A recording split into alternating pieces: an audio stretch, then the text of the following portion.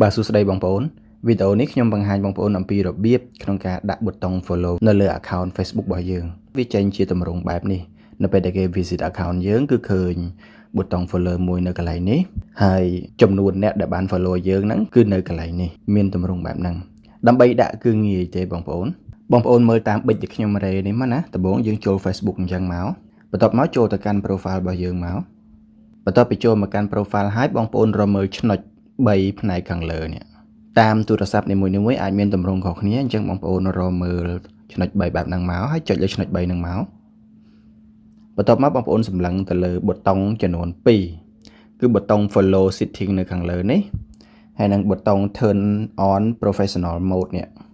ពីរហ្នឹងបងប្អូនយកមួយណាក៏បានដែរប៉ុន្តែបងប្អូនអនុវត្តតាមខ្ញុំមកគឺបងប្អូនយកអានេះ follow setting នេះមកអូខេនៅត្រង់កន្លែង followers and public content នេះឬក៏ជាភាសាខ្មែរវាអាចពាក្យផ្សេងបងប្អូនសម្លឹងរកមើលសញ្ញានេះត្រង់សញ្ញាមួយហ្នឹងបងប្អូនចុចលើពាក្យ update your profile នេះមកបន្ទាប់មកបងប្អូនចុចពាក្យ turn on នេះរួចហើយយើងចុច next ចុច next ទៀតមកកន្លែងនេះវាមាន3ជម្រើសហើយបងប្អូនប្រយ័ត្នកន្លែងនេះមែនតើវាមានពាក្យ custom friends និង public វាមានន័យថាតើយើងចង់ដាក់ account professional mode របស់យើងហ្នឹងទៅបង្ហាញទៅកាន់ប្រភេទអ្នកតាមដានប្រភេទណាគឺយើងត្រូវយក public ចឹងបងប្អូនចុចឲ្យចំកន្លែង public ខាងលើនេះមកហើយចុចពាក្យ next ទៅមុខទៀតបន្ទាប់មកបងចុច confirm អូខេចុច next ទៅមុខទៀតមកចុច next ទៀតមកអស់ត្រឹមហ្នឹងហើយបងប្អូនអាចចុចលើ go to dashboard ក៏បានឬក៏បងប្អូនបកទៅក្រោយក៏បានមិនតាន់ចប់ទេណាបងប្អូននៅមួយកន្លែងទៀតតែយើងបកទៅក្រោយសិនមកអូខេហើយបងប្អូន refresh វាបន្តិចមកវានឹងចេញសញ្ញា follow នេះបងប្អូនគឺជាសញ្ញា follow ក៏ប៉ុន្តែប៊ូតុងកន្លែងនេះអាចមិនតាន់ចេញ follow ទេណាខ្ញុំចុច view as មកអីចុចពាក្យ view as មក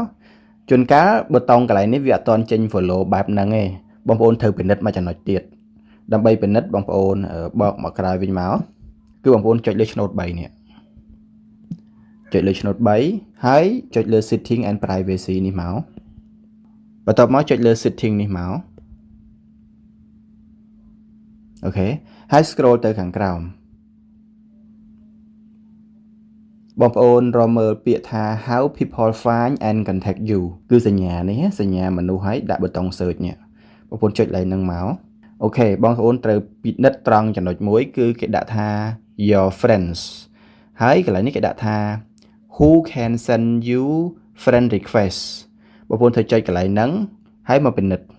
ខ្ញុំបញ្ជាក់បងប្អូនបន្តិចករណីខ្ញុំនេះគឺអាកន្លែងឆ្នុចហ្នឹងគឺវានៅចំកន្លែង friend of friend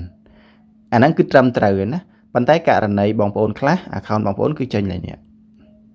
everyone កន្លែងហ្នឹងមានន័យថាអញ្ចឹងបើប៊ូតុងហ្នឹងនៅចំកន្លែងហ្នឹងវាមានន័យថាអ្នកណាក៏ដោយឲ្យតែ visit account របស់យើងគឺនឹងឃើញប៊ូតុង add friend ហើយយើងចង់ដកប៊ូតុង add friend ចេញដាក់ប៊ូតុង follow ជំនួសមែនអត់អញ្ចឹងបើកន្លែងហ្នឹងវានៅជាប់អាពាក្យហ្នឹងគឺវាអត់ចេញប៊ូតុង follow ទេវាចេញប៊ូតុង add friend ជំនួសវិញអញ្ចឹងណាអញ្ចឹងបងប្អូនត្រូវដោះវាចេញចុចលើ friend of friend នេះអញ្ចឹងបងប្អូនយកឲ្យចំកន្លែង friend of friend នេះមកហើយចុចពាក្យ save ខាងក្រោមនេះមកនៅពេលដែលបងប្អូនកំណត់បែបហ្នឹងហើយ account របស់យើងនឹងចេញទម្រង់ដូចដែលខ្ញុំបង្ហាញគឺចេញបែបនេះនេះគឺចេញទម្រង់បែបហ្នឹងណា